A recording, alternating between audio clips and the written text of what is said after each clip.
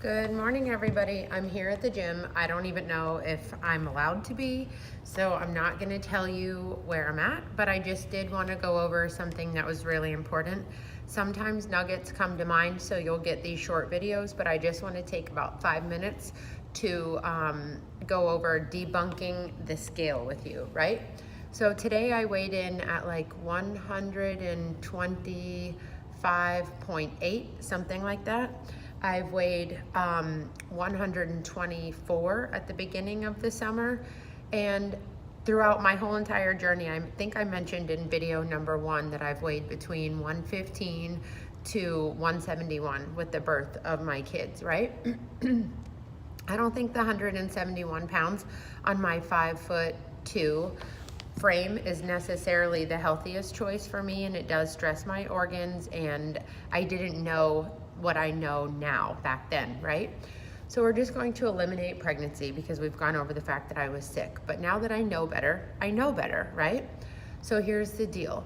Whatever the scale says is not relevant, it is not important. And I'll give you a prime example. Today I have on, you can't see them, but they're my favorite pair of workout pants, right?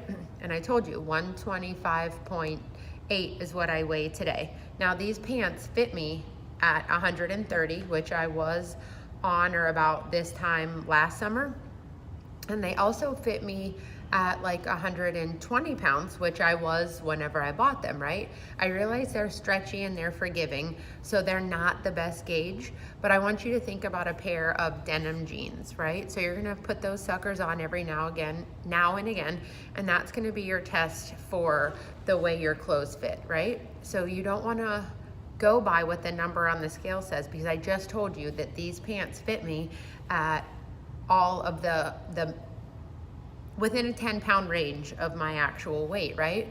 I do have a secondary thing to add on to that, though. I will tell you that at 120, my jeans still fit me, and at 130, my jeans still fit me. And I want you to picture it like this. So imagine that you have a baggie of marbles, right? The baggie of marbles. So you can kind of move it and manipulate that bag of marbles, and there's negative space all around, and the marbles kind of cluster in the bag. So we're gonna call that my 120-pound softness, right? My marbles at 120 soft. So I want you to also picture that baggie stacked with lean tissue, right? Let's just use bacon slices, for instance. If you could stack bacon slices on it, bacon is not necessarily the leanest, but it is a protein that is flat in the way that it's processed, right? But if you were gonna stack up bacon, it's gonna look it's gonna look cleaner in that bag, right? When you manipulate it, it's gonna be different. It's gonna stack clean from top to bottom without negative space and puckering, and it's just gonna occupy that bag. I don't wanna say properly, I'm gonna say better, right? So at 120, I was a bag of marbles. At 130, I was bacon, right? This is so bizarre that I'm explaining it like this. Here at my 125, I stack like, let's say chicken, a lean protein, right? So I just want you to use that analogy and keep that in mind on your journey. 120 was not better than 130. I perform better and I feel better between 124 and 126, right? It's totally a thing for me, but it is not the end all be all for me. After a girls' weekend, I will weigh 129, right? If I'm not on keto, right? Or if I go to a theme park for a weekend and I have one too many Mickey bars, I'm coming home at 129. I personally don't like to go over 130. It's kind of a mental thing, and as a personal trainer and an instructor, it's really hard for me to give you the advice because I struggle with it myself, but this is what we're all about. I'm just realizing right now that I'm crooked, but again, no perfect people. I feel like that is somewhat hypocritical, but I am not perfect and I struggle with the exact same things that you do. So that is my nugget for you today. Debunk the scale, figure out your range, think about how your clothes fit, think about how you feel, and think about your performance level. My energy is great, my clothes are perfect, and my mind is fine with 125. When I get too low,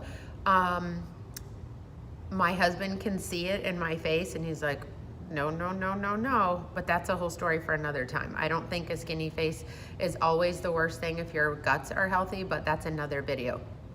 So the 120 we get a little bit nervous at, and the 130 I get nervous at, not because I think 130 is bad, but because I don't want my high end to get too high. I'm an all or nothing kind of person.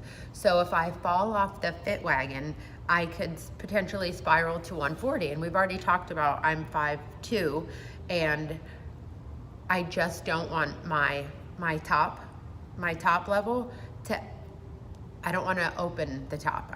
You want to kind of keep a cap.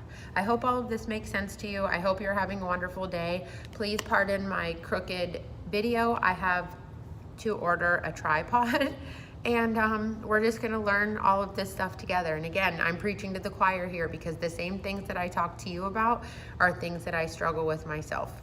Full disclosure, full vulnerability. I am human, and that's about it. All right, so I wish you a sunny day. Have a good one. Be kind to others. Love on the world, one encounter at a time. And don't forget to eat your vegetables. Oh, and sweat. Get out and sweat a little bit. Bye.